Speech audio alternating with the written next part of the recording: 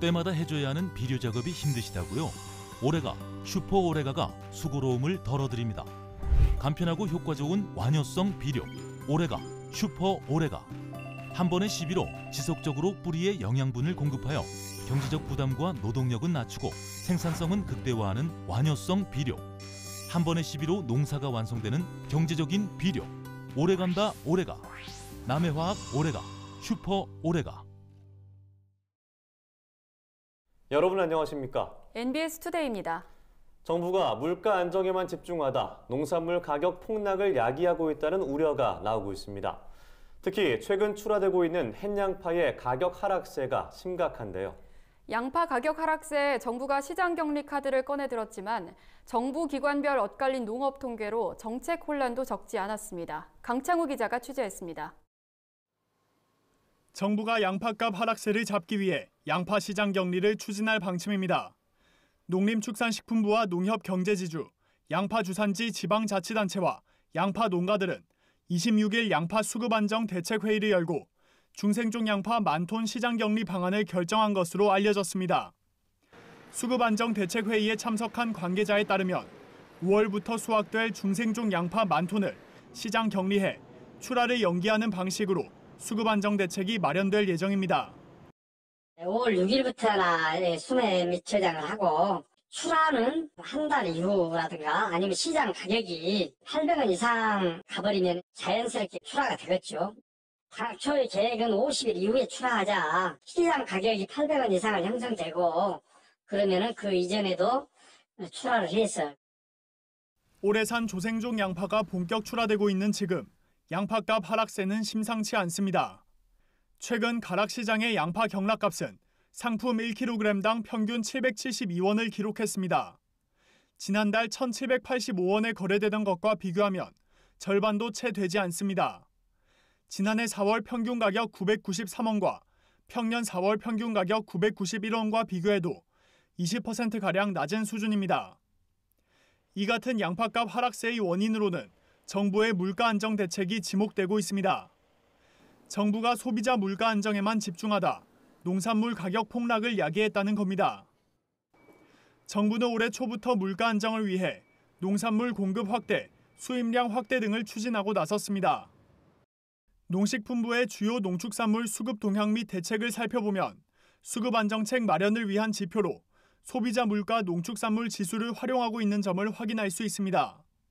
농산물 가격 하락을 목표로 수급 대책을 추진하다 보니 조생종 양파 조기 출하, 양파 수입 물량 확대 등이 추진된 겁니다. 실제로 AT에 따르면 3월 신선 양파 수입량은 1,330톤으로 전년 동기 수입량 2,410톤 대비 328%나 증가한 것으로 나타났습니다.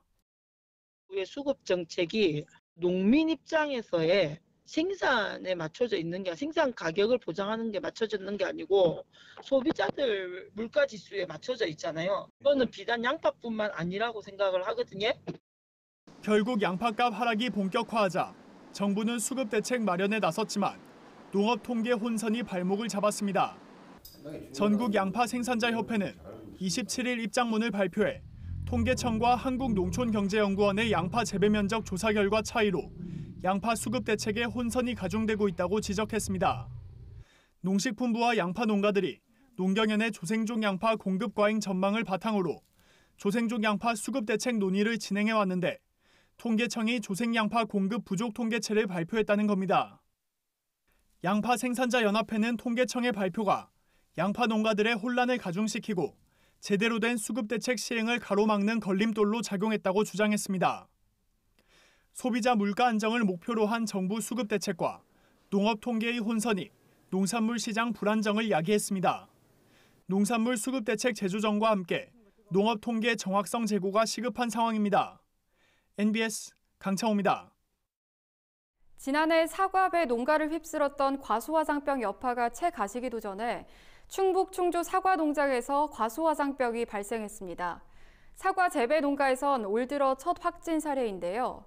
충주시는 특히 지난해 도내 피해 규모가 가장 컸던 만큼 올해도 대규모 폐원의 악몽이 되풀이되지 않을까 하는 우려가 커지고 있습니다.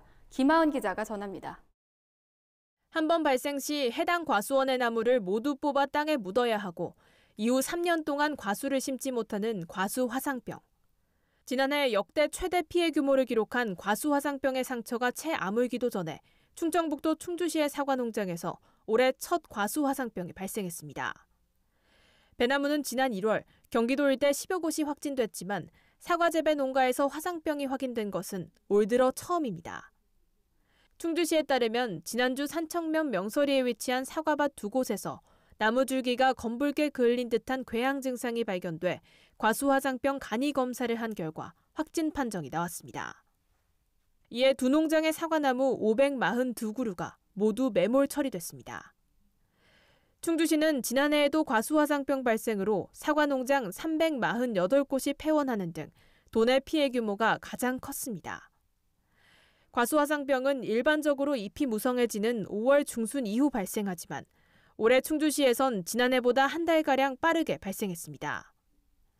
때이른 과수화상병 발생으로 주변 농가 확산이 우려되는 가운데 충청북도 농업기술원은 이번 발생은 지난해 화상병이 발생한 농가의 다른 농장에 대한 집중 예찰 과정에서 발견돼 아직까지 확산세로 보기는 이르다고 설명했습니다.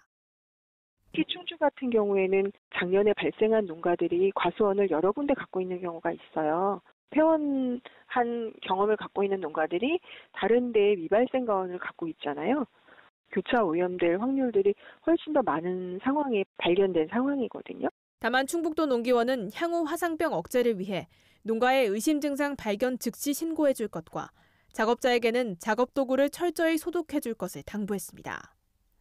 한편 충주시는 꾸준한 집중 예찰을 통해 화상병 의심 나무를 최대한 빨리 찾아내 방제하는 방법으로 올해 화상병 피해를 최소화한다는 계획입니다.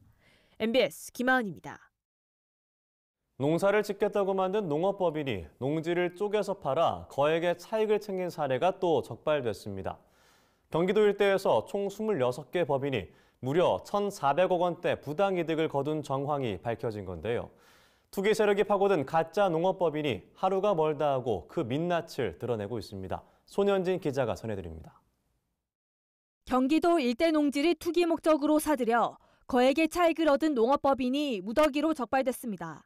최근 경기도 반부패 조사단은 2013년 이후 신도시 개발지구 일대 농지를 취득한 67개 법인을 대상으로 감사를 벌였습니다. 감사 결과 농지 취득 자격 증명을 허위로 발급받아 농지를 거래하고 막대한 차익을 챙긴 농업법인 26곳이 적발됐습니다. 이들 법인이 거래한 농지와 임야는 축구장 60개 크기에 맞먹는 60만여 제곱미터에 이르며 단타 매매로 벌어들인 부당 이득만 해도 총 1,400억 원 규모인 것으로 조사됐습니다. 마치 직접 농사를 지을 것처럼 농업 경영 계획서를 허위로 작성하여 농지 취득 자격 증명을 발급받았고 이를 근거로 농지를 취득하였으며 단기간에 다수의 개인에게 지분을 쪼개서 파는 방식으로 막대한 부동산 투기이익을 얻은 것으로 확인되었습니다. 현행 농지법상 농업인과 농업법인은 영농을 위해 구입하는 경우만 1,000제곱미터 이상의 농지를 소유할 수 있습니다. 또 농업인이 아닌 일반인은 주말 체험 농장 목적으로만 1,000제곱미터 미만의 농지를 취득할 수 있습니다. 농지 취득 과정에서는 누구나 관할 읍면동 사무소에서 농지 취득 자격 증명을 받아야 하며 실제 농사를 지어야 합니다. 농사를 짓는 사람만 농지를 소유할 수 있다는 헌법상 경자유전 원칙에 입각한 겁니다. 그런데 이번에 적발된 법인들은 농지를 허위로 취득한 뒤 농사를 짓지 않고 다수의 일반 개인에게 필지를 쪼개서 되팔아 막대한 차익을 챙겼습니다. 이 중 한 법인은 2016년 농지 취득 자격증명 허위 발급으로 고발된 이후에도 77차례에 걸쳐 농지를 쪼개 팔았던 것으로 조사됐습니다. 경기도는 적발된 농업법인을 농지법 위반 혐의로 경찰에 고발할 방침입니다. 농지를 농사 짓는 땅이 아닌 부동산 투기 대상으로 누리고 부당 이익을 얻기 위해 많은 불법 행위가 벌어지고 있다는 것을 확인하였으며 특히 농업법인의 경우는 농업 경영 목적의 농지를 쉽게 취득할 수 있는 점을 악용한 것으로 감사 대상 농업법인 67곳이 소유하거나 매도한 농지를 조사한 결과 약 4만 제곱미터에 이르는 35필지는 장기간 경작하지 않아 잡풀과 잡목이 우거진 상태로 방치돼 있었습니다. 또 15,000제곱미터에 이르는 11개 필지는 주차장과 창고, 유통시설 부지와 정원 등으로 불법 전용되고 있었습니다. 경기도는 정당한 사유 없이 장기간 휴경하거나 불법 전용한 16개 법인도 행정처분에 나설 예정입니다. 허술한 법망이 노린 가짜 농업법인의 농지 투기가 전국에서 잇따라 발생하면서 근본적인 제도 개선을 요구하는 목소리가 높아지고 있습니다. MBS 손현진입니다. 농촌 고령화가 갈수록 심각해지는 상황에서 봄부터 가을까지 벼농사를 직접 짓기란 무척 고된 일이죠. 농협의 위탁 영농, 즉 농작업 대행 사업이 고령농의 일손을 덜어주고 있어 화제입니다. 농가들의 노동력을 대폭 줄이며 효자 노릇을 톡톡히 하는 농협의 위탁 영농 사업을 김인경 기자가 소개합니다. 이곳은 산 좋고 물 맑은 경기 안성시 대덕면. 물기가 맺힌 채 푸릇한 색감을 자랑하는 이것들, 바로 대덕농협 육묘장에서 건강하게 자라는 모입니다. 부지런히 자라 5월이면 조합원의 논에 내어질 모들을 키우는 건 논주인이 아니라 다름 아닌 대덕농협 직원들입니다. 발화실에서 키워낸 모판을 바닥에 부지런히 옮기는 작업이 한창입니다. 지난 26일 이 작업에 일손을 도우러 일일 도우미를 자처해 대덕농협을 찾은 이들은 바로 농민신문사 임직원. 일손 돕기에 나선 20여 명의 임직원들이 6천여 장의 모판을 바닥으로 나르고 물을 주는 모구치기 작업에 투입됐습니다. 대덕농협의 위탁 영농사업, 즉 농작업 대행사업은 농가의 큰 호평을 받고 있습니다. 논의 볏짚 투입부터 경운 정지, 그리고 파종 육묘 후 이양, 방제 수확에 이르기까지 농가가 해야 할 거의 모든 작업을 농협이 대신해주기 때문에 고령화한 농촌의 맞춤형 사업이라는 찬사가 쏟아지는 겁니다. 고령농이나 분여농을 위해서 가장 먼저 이 사업을 추진을 하신 거고요. 150만 평 정도를 이양을 하실 수 있는 적이고요. 헥타르는 440헥타입니다. 저희가 조합원님들한테 공급하는 농가는 한 400농가가 되는 거고요. 조합원의 반응도 뜨겁습니다. 만약 농협이 대행하지 않는다면 모든 작업을 직접 하거나 매 작업마다 인력을 고용해야 하는데 금액도 더 비싼 데다 코로나 탓에 사람 구하는 것 자체가 쉽지 않기 때문입니다. 농협의 농작업 대행 사업은 이곳 안성 대덕뿐만 아니라 전국적으로 이뤄지고 있습니다. 지난해 기준 전국의 631개 지역농축협이 사업에 참여했고 이들 농협의 농작업 대행 면적은 중복 작업을 포함해 127만 1000헥타르에 달합니다. 위탁 영농의 도움을 받은 농가도 전국적으로 14만 7천 가구나 됩니다. 올해는 사업 규모가 더 늘어서 전국 635개 농축협에서 133만 헥타르의 면적의 농작업을 농협이 대신할 계획입니다. 농협 경제지주는 이를 위해 선도농협과 핵심 지도사, 책임 운영자 등을 지정 육성하고 대행 작업을 위한 신규 농기계 공급도 확대할 방침입니다. 고령화가 가속화하는 데다 일손 구하기도 만만치 않은 요즘 농촌에서 농협의 농작업 대행 사업이 효자 노릇을 톡톡히 하고 있습니다. NBS 김인경입니다. 정부가 농업 분야 긴급 인력 파견 근로 지원 사업을 시작합니다. 중개나 일용직 근로자 고용 등 그동안 농가에서 통상적으로 근로자를 고용했던 방식을 보완해 농업 분야에서 처음으로 파견 근로 제도를 도입한 건데요.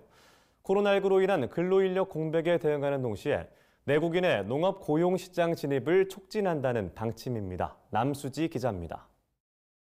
농림축산식품부가 코로나19 등으로 인한 농촌 인력 부족 대응책으로 농업 분야 긴급 인력 파견 근로 지원 사업을 새롭게 도입합니다. 농업 분야에서 파견 사업자를 통해 농가에 내국인 근로자를 파견하는 방식이 도입된 건 이번이 처음입니다. 파견 근로 지원은 지자체별로 진행됩니다. 각 지자체에서 파견 사업주를 선정하고 농가와 근로조건 등을 협의해 계약을 맺으면 계약 사항을 바탕으로 파견 근로자를 모집해 농가에 파견하는 방식입니다. 농식품부는 총 사업비 21억 6천만 원을 확보해 최대 6개월간 파견 근로자 1,000명에 대한 고용을 지원한다는 방침입니다. 농가가 부담해야 하는 4대 보험료와 파견 수수료 등 총 36만 원을 지원합니다.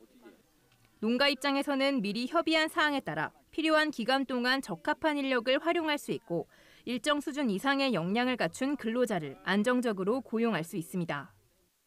최근 코로나19로 고용 허가제, 계절 근로자 도입 제한에 따른 3개월 이상 상시 근로인력 공백에 대응한다는 장점도 있습니다. 근로자는 4대 보험이 보장되고 근로 이전의 휴게 시간, 휴일에 대한 협의를 통해 근로계약서를 작성하기 때문에 개선된 근로 환경에서 근무할 수 있습니다. 그동안 통상적인 중개나 일용근로 방식을 보완해 농번기에 고용 인력을 안정적으로 공급하고 도시민의 농업 고용시장 진입을 촉진하는 겁니다. 상시근로 같은 경우에는 농가에서는 도시근로자 쪽에 아무래도 의지를 해야 되는데 중간에 파견 사업자가 농가가 원하는 근로자를 대신 모집해서 농가한테 배치를 하고 간접 비용은 정부가 지원을 해서 농가의 부담을 최소화하기 위해 이번에 농식품부에 따르면 현재까지 1차 사업 대상으로 선정된 지자체는 여주시 무주군 등 17개 시군입니다. 파견 사업주 지정 등 절차를 거쳐 오는 5월부터 농가의 파견 근로자 공급이 시작됩니다. 2차 사업 대상 지자체 선정은 5월 중으로 진행될 예정입니다. 파견 근로자 고용을 원하는 농가는 지자체의 농업인력 관련 부서로 문의하면 됩니다. MBS 남수지입니다.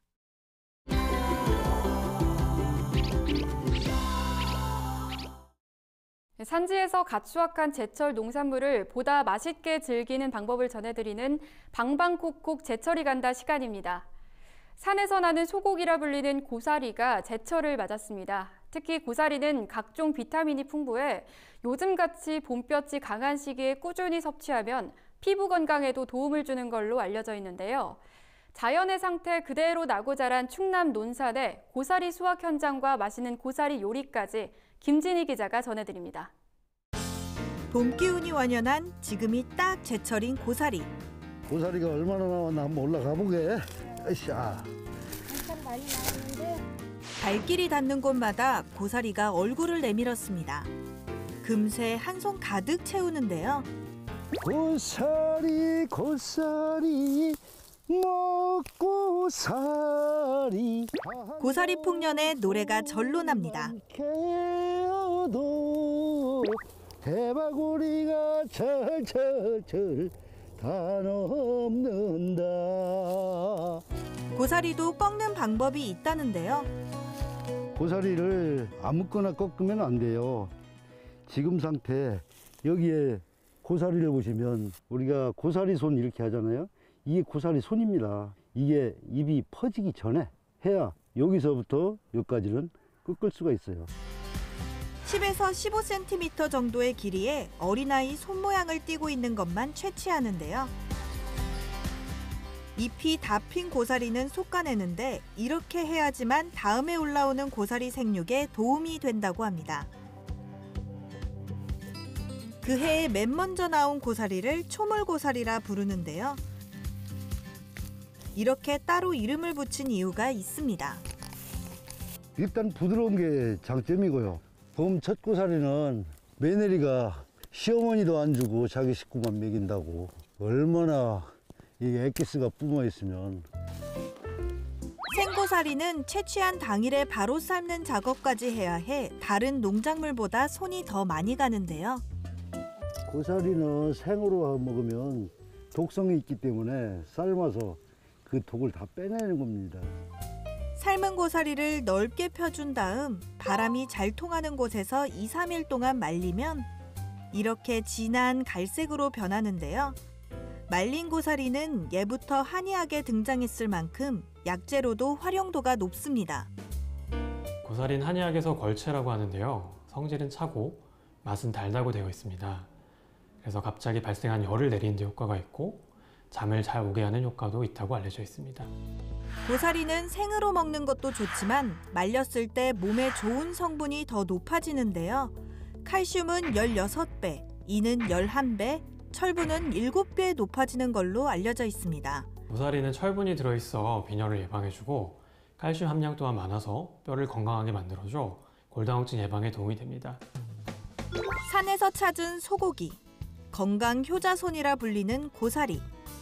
보통은 나물 반찬을 떠올리지만 색다르게 요리해 유명해진 곳이 있다고 해서 찾아가 봤습니다.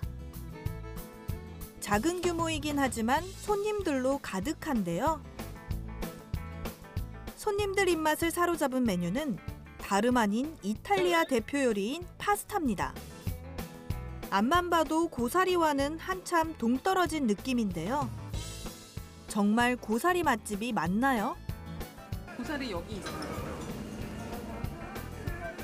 정말 고사리가 있습니다. 의외의 조합인데요. 이게 고사리로 만든 알리오 올리오입니다. 마늘과 올리브유로 만든 소스에 스파게티를 넣어 만든 요리인데요. 고사리를 넣은 이유가 궁금합니다. 한식 재료들을 많이 사용하라는 추천이 있으셔서 열무랑 고사리 두 가지를 테스트를 해봤는데요. 고사리가 오일 파스타에 훨씬 더 잘 어울리고 식감도 굉장히 좋아서 그렇게 해서 넣게 되었습니다. 고사리 알리오 올리오 만드는 과정을 확인해 봤는데요. 올리브유에 마늘 향을 내고 풍미를 살려주는 엔초비와 매운 페퍼론치노를 넣고 볶은 다음 베이컨과 양파를 넣고 노릇노릇하게 익힙니다. 고사리 한 주먹에 다진 마늘을 넣고 한 소끔 볶았으면 마지막으로 면수와 삶은 스파게티를 투하, 소스가 잘 배게끔 익혀주면 고사리와 파스타의 맛있는 만남! 고사리 알리오 올리오 완성입니다. 고사리 특유의 향과 식감까지 그대로 느낄 수 있다는데요. 쫄깃쫄깃한 고사리의 식감과 탱탱한 스파게티가 어우러져 풍성한 맛을 완성. 남녀노소 모두의 입맛을 제대로 사로잡았습니다. 돌돌 말아서 한 입 입에 넣는 순간 단골 손님이 되고 만다는 마성의 매력. 식감이 되게 쫄깃쫄깃하고 고기를 먹는 식감 같은 느낌? 너무 맛있었어요. 맛이 최고예요. 최고의 맛을 자랑하는 제철 고사리로 봄철 건강 챙겨보는 건 어떨까요? 지금까지 방방콕콕 제철이 간다였습니다. 이어서 간추린 소식입니다. 전라북도가 인구 감소에 따른 마을 소멸을 막기 위해 주거 이전, 의료복지, 일자리 등 다양한 서비스를 통합적으로 제공하는 거점 마을 육성에 나섰습니다. 먼저 전북도는 5가구 미만 과소화 마을 중 이주 희망자를 반경 1km 이내 50가구 이상의 인근 거점 마을로 이주시킬 예정입니다. 이후 거점 마을을 중심으로 주거, 의료, 복지시설 등을 확충하고 집약화해 지역 경제를 활성화할 계획입니다. 참가를 희망하는 시군은 해당 지역 과소와 거점 마을 특성과 현장 수요에 맞는 사업을 발굴해 5월 21일까지 전북도에 제출하면 됩니다. 전북도 관계자는 전국 최초로 시도하는 이번 사업을 통해 지역 과소화 문제 해결에 성공적인 모델이 되기를 바란다고 밝혔습니다. 농촌진흥청은 열대 거세미 나방과 멸강 나방 등 중국에서 기류를 타고 우리나라로 들어오는 비례 해충의 유입 시기가 빠르고 발생량이 증가할 것으로 예상했습니다. 농진청은 올해 중국 남부 지역의 높은 평균 기온이 원인이라고 설명했습니다. 현재 국내에서는 빠르면 5월 초순부터 벼와 작물에 비례해충으로 인한 피해 발생이 우려되는 상황입니다. 이에 따라 농진청은 비례해충 성충 포획 장치를 활용한 조사를 강화하고 대규모 발생 시 빠른 방제를 위한 대응 체계를 마련해 해충 피해 최소화에 나설 계획입니다.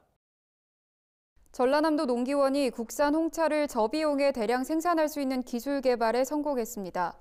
그동안 국산 홍차는 소규모 농가에서 수제 방식으로 생산해 대량 생산하기 어려웠는데요. 이를 해결하기 위해 전남도 농기원 차산업연구소는 찻잎 수확부터 시들게 하기, 비비기, 발효, 건조 등의 전 과정을 반자동 기계 생산 시스템을 활용하는 기술을 개발했습니다. 새로운 방식은 손으로 만드는 수제 생산 방식보다 1회 홍차 생산량은 4배 많고 생산 시간은 8배가 단축됩니다. 또 고용 노력 비용도 6.7배 감소될 뿐 아니라 홍차의 품질도 균일해 수입 홍차와의 가격 경쟁력을 확보할 수 있게 됐습니다. 이상으로 MBS 투데이 마칩니다. 함께해 주신 여러분 고맙습니다.